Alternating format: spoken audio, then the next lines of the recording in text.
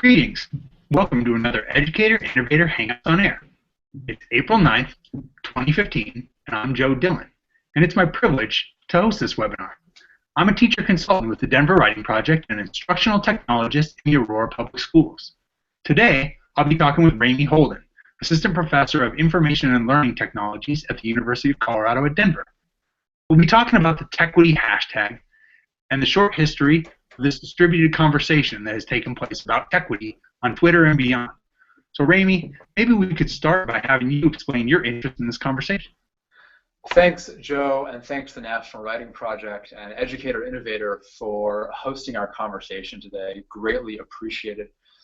I began my teaching career as a 5th grade math teacher in the South Bronx of New York City and have since worked in high school civics education, have been a mathematics teacher educator, and now support teachers and pre-service teachers in my capacity here at the University of Colorado, Denver. And one of the recurring themes is a commitment to equity and a commitment to how we understand and trouble historical and contemporary definitions of what equity means and how that plays out in our classrooms.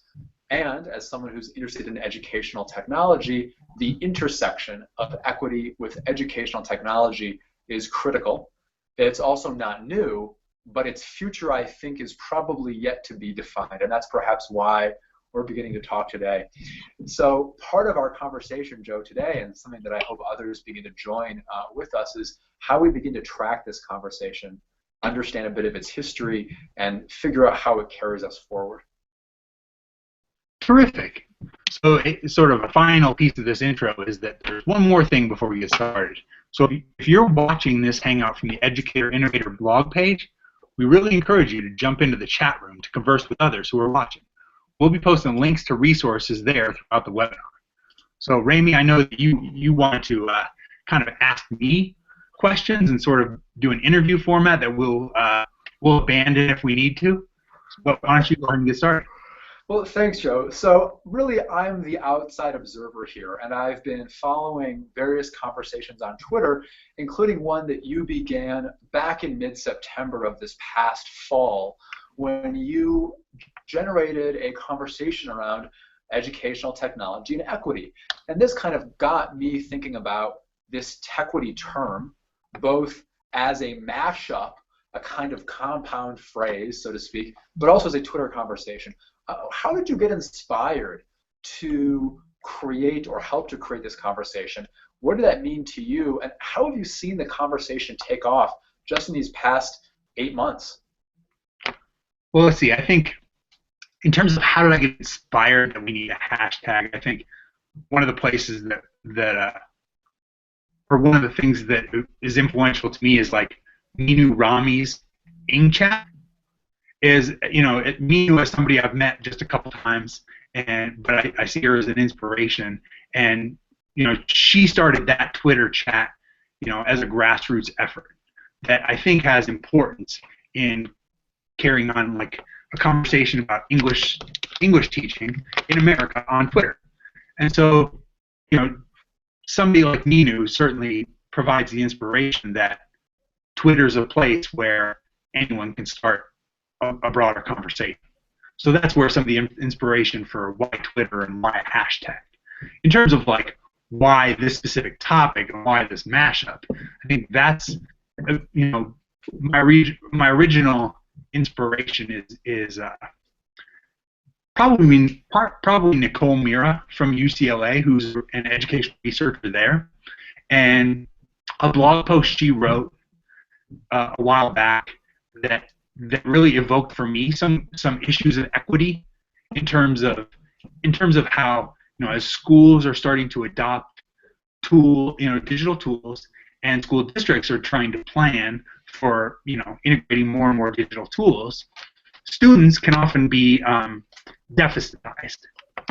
And so to me, I was just thinking about the equity implications of that. And also I know, you know, going back, I think Craig Watkins from, you know, the University of Texas is somebody who studies the use of digital tools at one of the places he studies is at Texas City High School, and so he writes a lot about race and the integration of technology.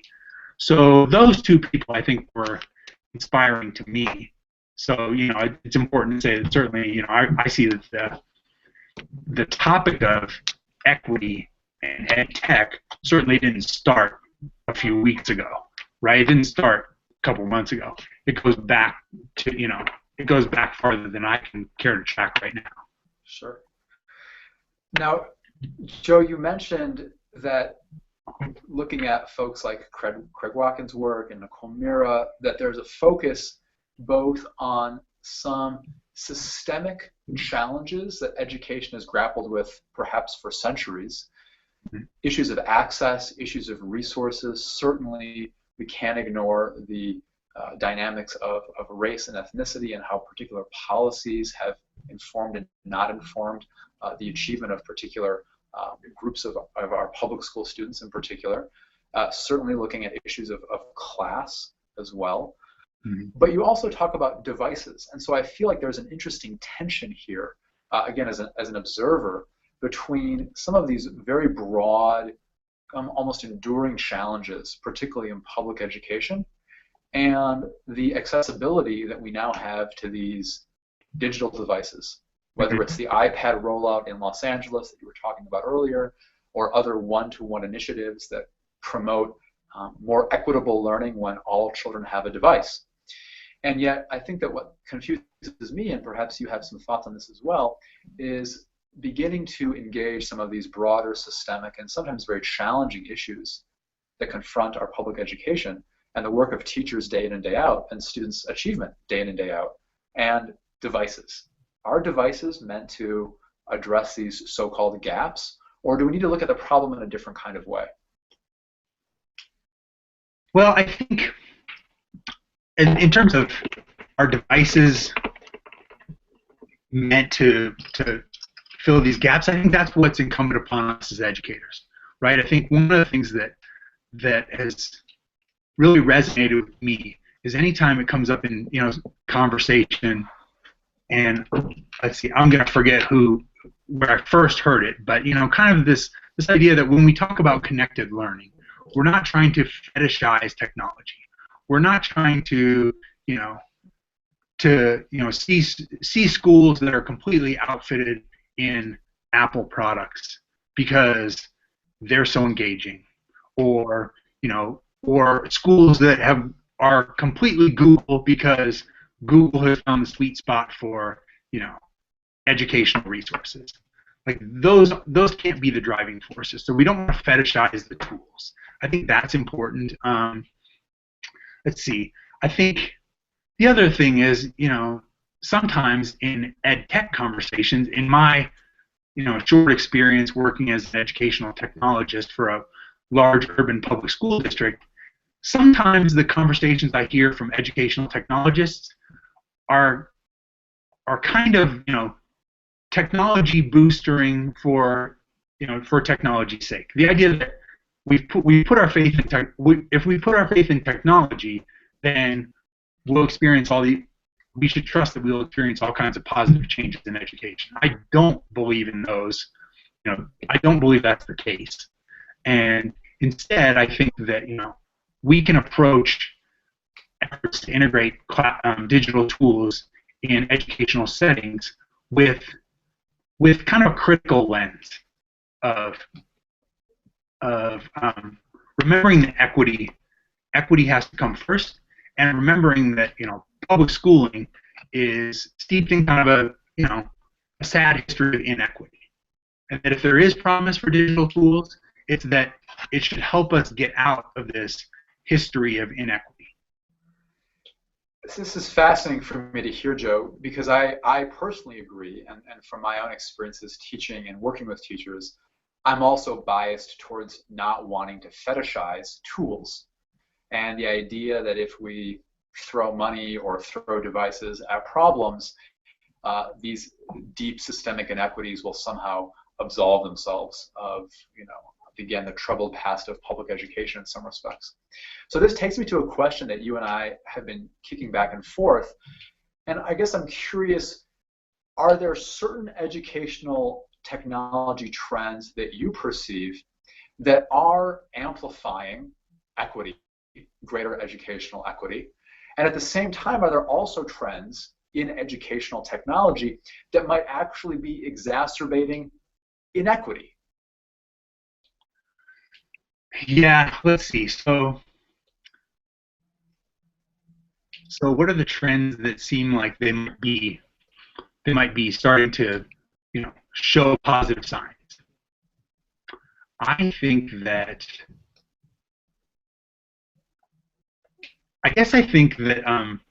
you can look for positive signs in things like Google Apps for Education, right? And say what you will about Google, and educators everywhere are entitled to their opinions, and I certainly won't say that Google is all good all the time. But what I will say is their price point is something that's very important, and the idea that Google tools are free, and often they're cutting-edge tools, and also because Google tools are becoming ubiquitous. I mean, I think that you can see a lot of positives in the adoption of Google. Again, understanding that Google as a company is not going to save education, but the idea that large scale tools that are highly flexible, that support collaboration, and that work on the real web, like I think those show promise. Things that exacerbate inequity. Let's see, what exacerbates inequity? I think this one probably brings me back to sort of Maha Bali's point that she made. She's from the American University of Cairo, and she's blogged about EdTech equity.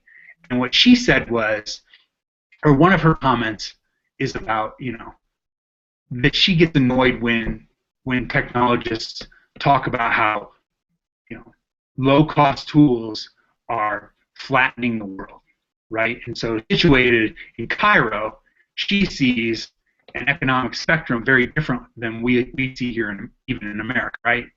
And what she says is, $1 app or a 99-cent app is not like flattening the world for many people in her context.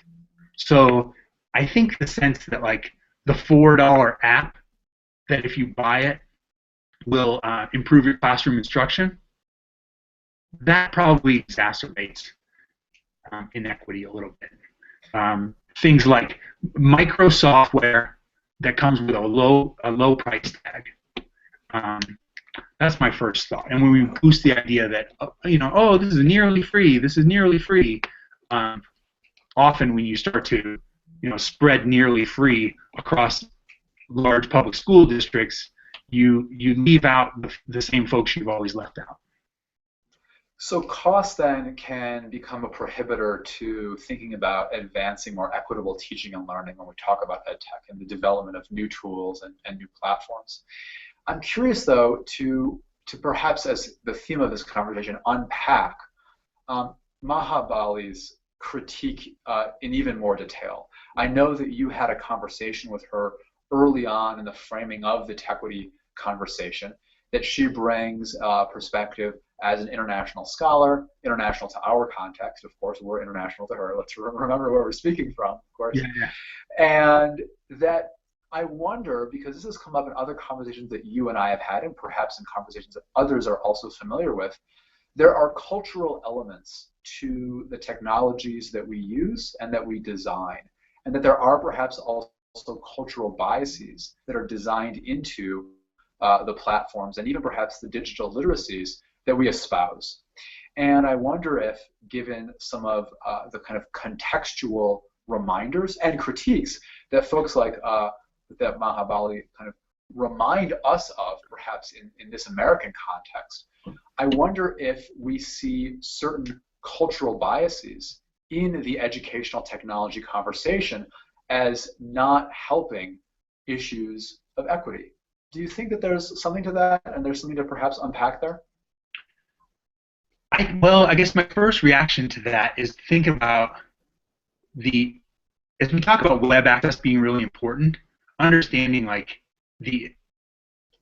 what the historical inequity of the web, right? I don't have hard numbers at my hands here, at my right hand here, but the idea that we know that the internet or things like Wikipedia are still kind of like largely trafficked by white males, right? And so I'm going to do a bad job if I keep trying to detail that without hard numbers. But the idea that Howard there are two right here, and so we can at least get those hard numbers down. Exactly. Yeah. That's a good number that we can stick with.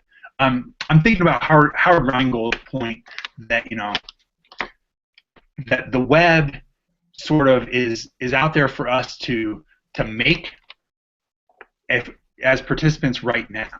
And so the idea that like if we look back and say, hey, Wikipedia is largely produced, it's a text, as important as Wikipedia is to understand, it's largely produced by white males. Well, the idea that we could, start to encourage, other voices to author articles, etc. Right? So the idea is that the web, is a writable space, and that if we're interested in achieving equity, then we can always ask whose voice is not represented, and how do we start to, make a digital footprint that starts to demonstrate equity and starts to, to celebrate diversity. So it's fascinating, Joe, for me to hear you say this idea of rewriting the web as an act, perhaps, or as a strategy of advancing a sense of equity in education. And I'm reminded of a former conversation that you and I had with a number of classroom teachers just about a month or so ago. We were joined by teachers, if I'm not mistaken, not only from here in the Denver area, but if I'm thinking as far as Alabama, if that's correct, all over our country at least. And the way in which we can, again, both very practically speaking, but also as a metaphor, think about the idea of rewriting the web or rewriting patterns of teaching and learning that these teachers were involved with, and the way that they were reshaping the way in which students were asking questions, accessing information, even critiquing certain teaching strategies or helping their own teachers kind of improvise on the fly. And I wonder if this notion of rewriting the web is a useful strategy, again, in both practical and metaphorical sense, for one strategy to increase opportunity for equitable teaching and learning. Yeah, I think that's the hope of employing the web to engage in public practice, right? The idea that I've been inspired by Paul Allison, just to name one person, from the New York City Writing Project. He teaches in the Bronx, New York, and Paul Allison has been, sharing his thoughts informally online for a really long time. He, now he hosts a weekly conversation called Teachers Teaching Teachers. And anyway, when you join Paul's weekly conversation, he often really emphasizes the informality of the conversation, and he likes things like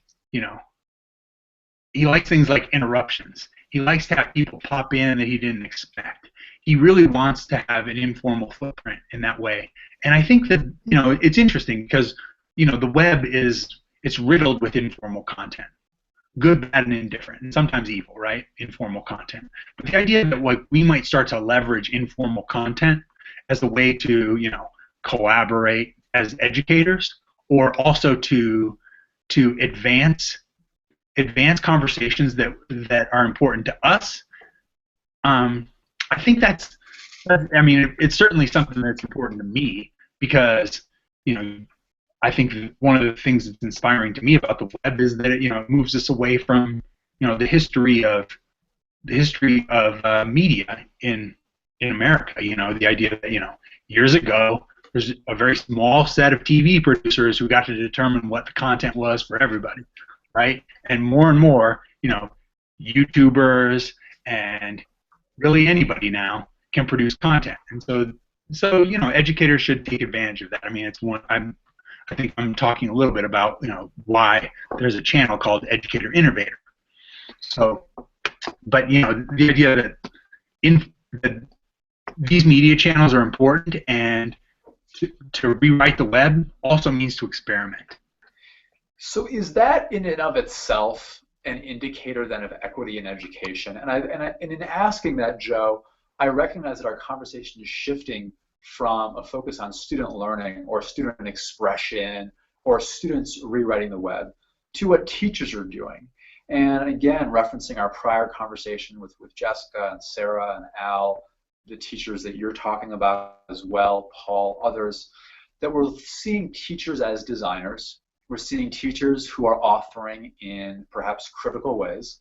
We're seeing teachers who have a sense that they can almost radically revision their role as someone who is facilitating certain processes that, of course, are done for the benefit of their students' learning. So do we see then these new expressions of teaching and these new expressions of who teachers are with digital tools, with the web, with emerging technologies to also be then an indicator of growing techquity or equity? Well, let's see. So you're talking to me about teachers being able to have sort of a different role in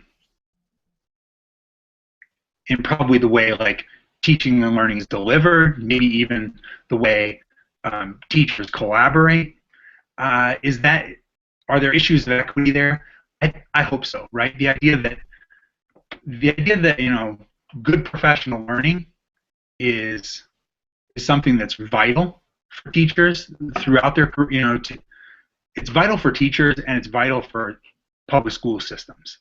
And so the idea that the web has promise for professional learning is just something that I'm sure of. Right? The web has promise for professional learning. So but what does that promise really look like? We think about you could think about the MOOC debate, right?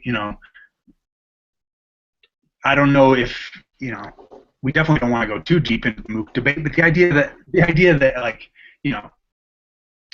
you can create professional learning content that people can access anywhere, anytime. Well, that can hopefully chip away at discrepancies in teacher quality, right? And now that's not something that we do tomorrow. It's not something that we can even do with the amazing CL MOOC that Educator Innovator sponsors in the summer. I joke and I do think CL MOOC's amazing, but because we lead here at Educator Innovator. Again, we don't have the answers, but the idea that like chipping away at discrepancy in teacher quality, and discrepancies in curriculum quality, discrepancies in even if you think about teacher isolation, even in the school district where I work, some of the small K-8 schools, there will only be one 6th grade English teacher, whereas at the larger middle schools, there'll be 8 6th grade English teachers. Well, the 8 have all kinds of collaborative opportunities, and the 1 at the K-8 is sitting alone by his or herself, playing in isolation sometimes. And so the idea that the web has promise there to chip away at potential inequities that can result from from all kinds of reasons, I think there's promise. So the promise then, and I appreciate your distinction, Joe. I think it's really very insightful. I wonder then, because I think as a starting point, and I know that you shared a number of resources for this chat, there is perhaps no single definition of techquity. And we can look, for example, at a recent blog post by Sam Dyson from Hive Chicago, who, in doing some work around Digital Learning Day, was actually able to have a conversation with our Secretary of Education for the country, Arne Duncan. And in a post that Sam wrote following that conversation, he defines equity as achieving equity for learners through technology. Mm-hmm. And that is what techquity is. And so we see that the technology is a means for some type of end, more equitable, perhaps, student learning, and perhaps more equitable and creative teaching. But back to your point then, Joe, when I read Sam's work, or I read Mahabali's work, or many of the others who have been writing from a teacher's perspective or a learning designer's perspective about issues of equity, one, I'm reminded that there perhaps is yet no established, agreed upon definition of techquity. Mm-hmm. And two, that perhaps because of that, concerns for equity and expressions of equity are perhaps different for students than they are for teachers. And perhaps those are distinct conversations that students' learning and their access to and their participation in equitable learning perhaps manifests itself differently than the way that teachers engage with their professional learning, perhaps revision their practice as a teacher, and then go about using a variety of tools and resources to then provide equitable learning experiences for their students. And I wonder about that. And perhaps you don't see that distinction, or maybe we do. Maybe that distinction is important to talk about, maybe not. No, I think you make a good point. The idea that if we look at classroom level impacting students, the conversation is very different than if we think about like teachers' access and professional learning, right? So at some point, this techquity conversation can become really, really broad, and so I think number one, it's the nature of Twitter hashtags, right? The idea that like to define terms or to try to like have a specific conversation, or too specific of a conversation means that the conversation probably isn't open enough or invitational enough. So right now I think the hashtag certainly it evokes reflections and questions and passions from educators in the short time that I've had experience with it, and I would say that the conversation keeps broadening. I think to the extent that is it helpful in any it's helpful in every context to define. Okay, let's slow down and talk about what equity means here.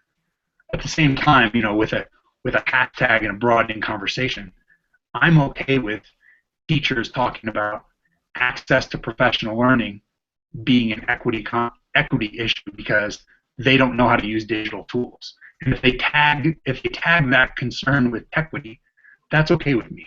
And that's different than talking about promising practices that might work in urban school settings, right? Because it's a very different conversation.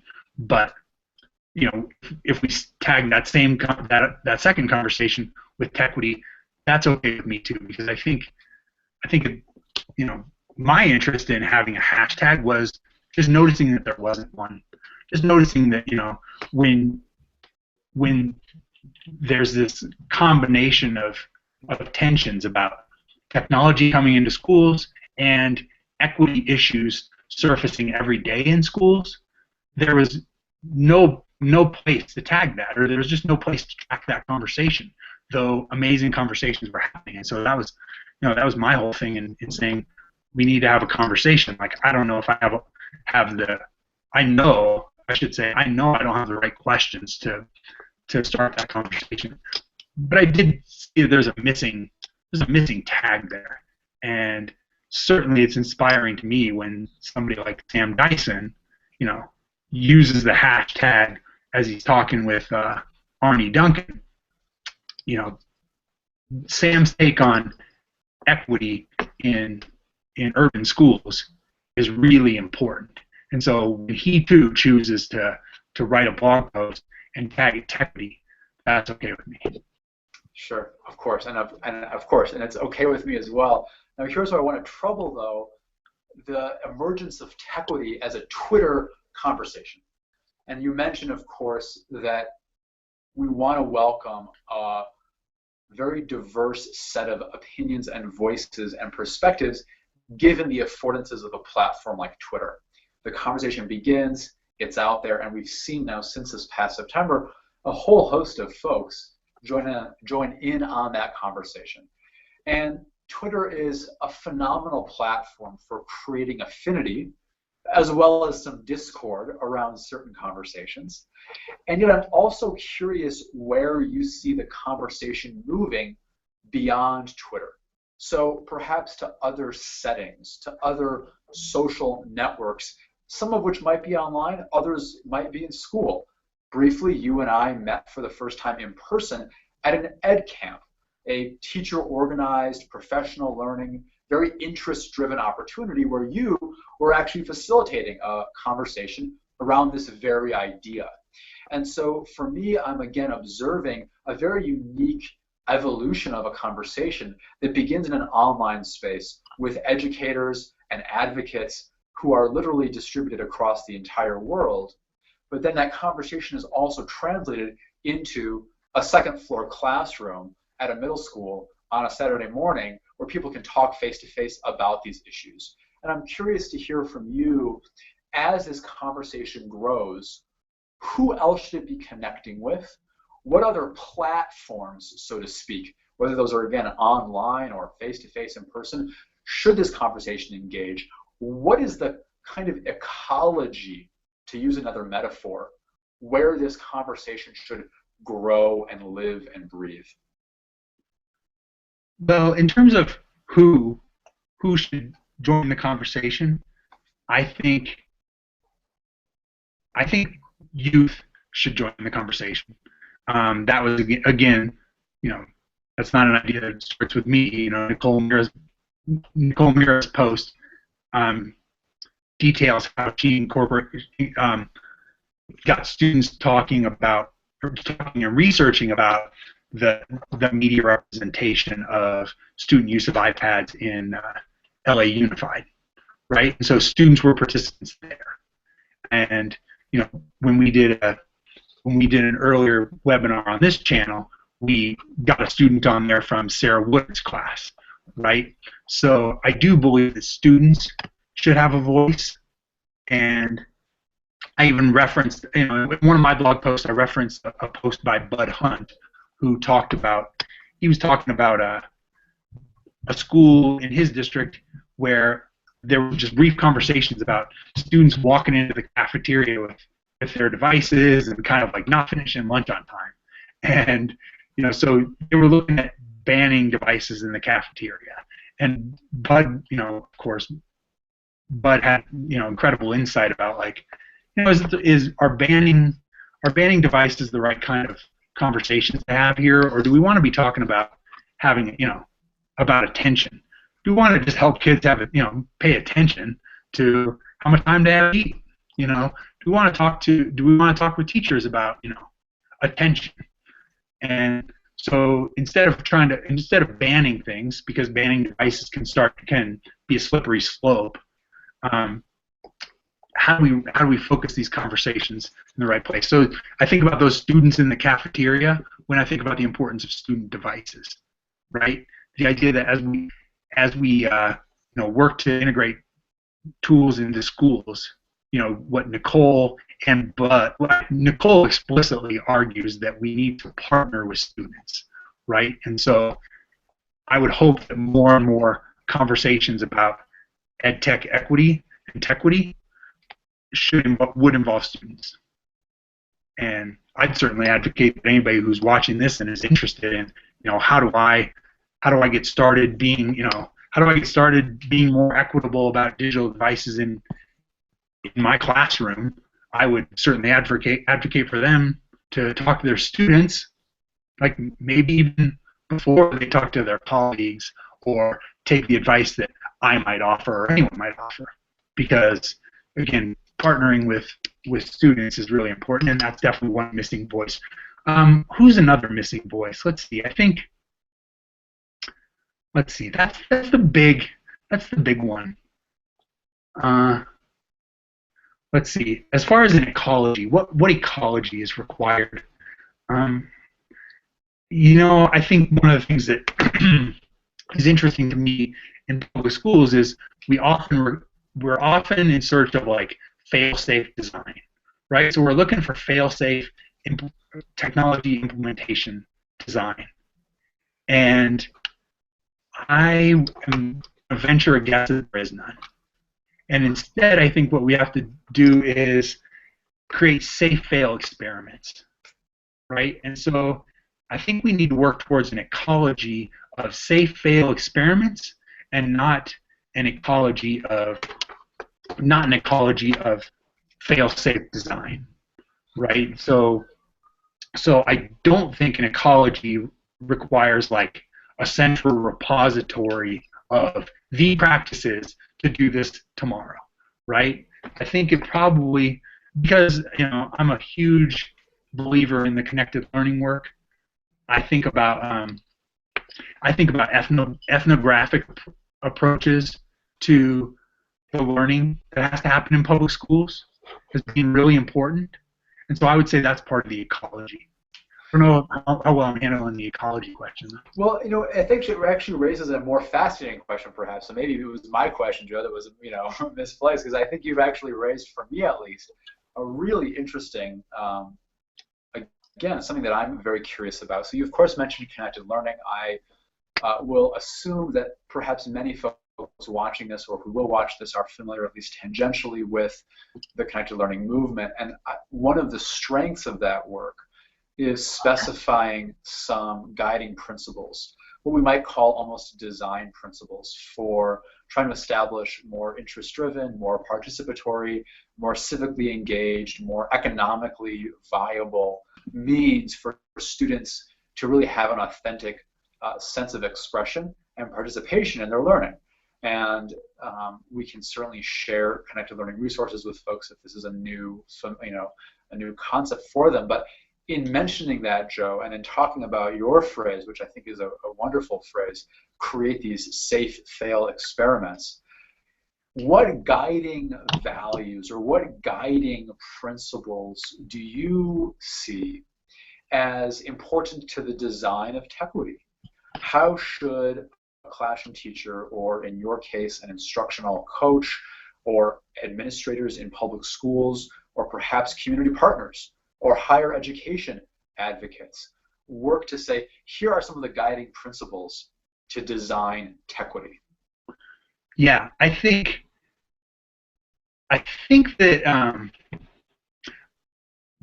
I think it as a hashtag and as a conversation, understanding, space for a conversation is one thing, right? And then design principles are another. But I think the idea that like the techquity hashtag gives us a place to share design principles that seem like they work, right? So for me, I love the connected learning principles.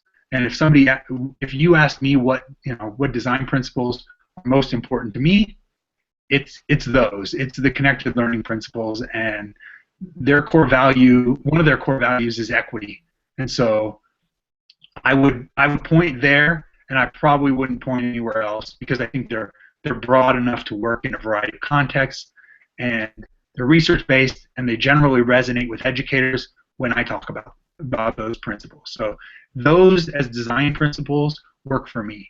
And now as a hashtag, though, I also think that that's a place where we can question the connected learning principles. It's a place where we can say, are these principles sufficient?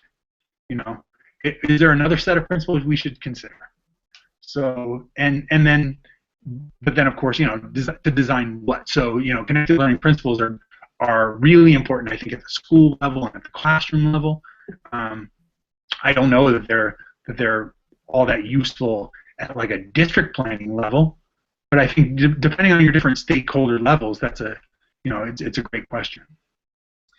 It's fascinating then, as I hear you mention all of this, Joe, to think that we might see educational technology as one means toward equity and what that looks like in a classroom or in an after-school setting. We also might see the conversation techquity as a Twitter conversation, a means to begin working through some of our own understandings and our own perhaps biases and our own questions about how to do that in the first place. And so there's a kind of reciprocal relationship between having a space like Twitter, like a conversation, to work through the dynamics that are necessary to then use other technologies to begin to make steps towards equity.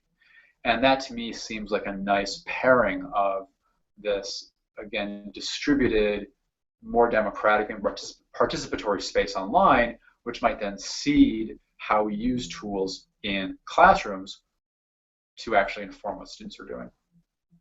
Mm-hmm. Yeah. No, I think that's when people talk about, you know, the promise of Twitter for professional learning. My hope is, you know, well, or actually, what I would say is my belief is this is an example of it, right? The idea that you create a hashtag and then it resonates with people, and then folks start to, you know, to bring ideas together, and it almost becomes, you know, a hashtag almost becomes a commons for discussion about about topics, you know, that are important.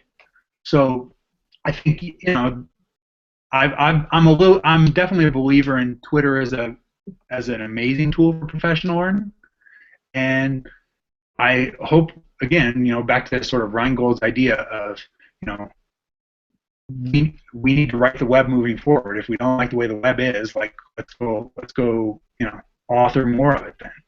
So, you know, Twitter as a venue for professional learning, I hope that we're always moving that forward and advancing it. So speaking of moving forward, I suppose this is probably, Joe, my final question in this extended conversation. So I really appreciate your time and, you know, everyone's, you know, kind of time here. You mentioned moving forward. So what are some of the indicators, perhaps, of impact? What are some of the future conversation topics that you would like to see as this conversation about techquity moves forward? Well, let's see. I think indicators of impact. Like, that's a tough question for me, but I'm going to take a stab at it. So, indicators of impact, in terms of impact, I think. Well, I guess one thing is the Alliance for Excellence in Education in the last Digital Learning Day employed the tag techquity, and I would say that's some type of impact, because I know that, you know, again, their interest, that organization's interest in equity didn't begin with this hashtag, right? But the idea that they have a way of branding sort of some of their interests on Digital Learning Day and saying it's not just about the tools, I think, you know, that's one type of impact. And then a colleague of mine in the Denver area, Noah Geisel, who's he's a former, like, National Foreign Language Teacher of the Year, and he's a technology consultant in the area. He recently wrote a post about, you know, kind of critiquing or just problem. I guess he basically is saying that it's a problem when software developers develop for iOS first and then tout the amazing benefits for education, right? The idea that, you know, any new tool that comes out, like, has the potential to create a new inequity. And so when Noah, who has a pretty like decent sized platform in the Denver area and on Twitter, when he employs the hashtag and when he is blogging about what techquity evokes for him this week, as he's reflecting on EdTech, which again he didn't start doing with the hashtag, but now he's got a hashtag, so he tags his thoughts. Again, that's evidence of impact. So where do I hope this goes? I hope that I hope usage grows, right? I hope we continue to see what we've started to see, which is that people have amazing insights and important insights to share, and they tag them with techquity.